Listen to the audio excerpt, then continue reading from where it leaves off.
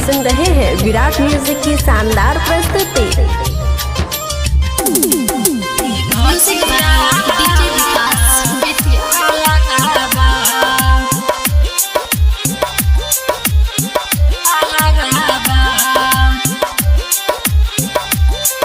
Presented by Virat music. छठिया हमैया एक ही रे बारी, एक ही रे बारी। छठिया हमैया एक ही रे बारी की घटिया लगा अलगा बा की घटिया लगा अलगा बा।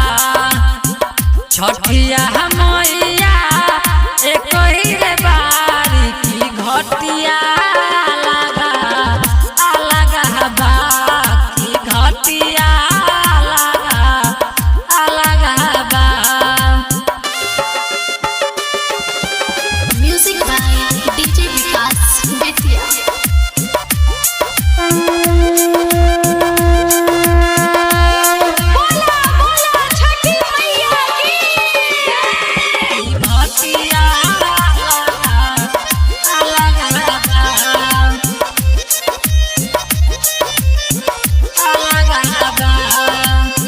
कोई कर नदी पोखरा गंगा के तीरे, कोई घर अंगना में छठिया करे, कोई घर अंगना में छठिया करे। कोई कर नदी पोखरा गंगा के तीरे, कोई घर अंगना में छठिया करे। आदित्य गोसाई एक ही रे बारे, एक ही रे बारे। आदित्य गोसाई एक ही रे बारे और अगिया लगा अलगा बा, और अगिया लगा अलगा बा। म्यूजिक बाय डीजे विकास बेतिया।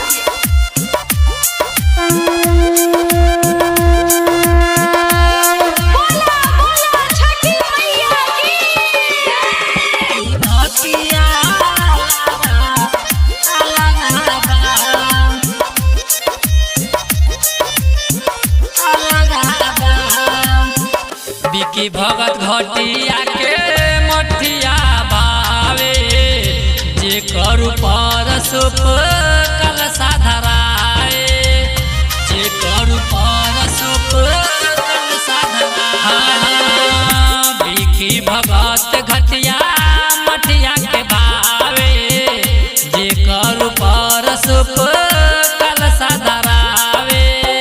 पूजावा सबके एक ही रे बाते, एक ही रे बाते। पूजावा सबके एक ही रे बाते। गोहरावा लगा अलगा बा, गोहरावा लगा अलगा बा। Virat music digital recording studio Yamuna Nagar Jagadhri.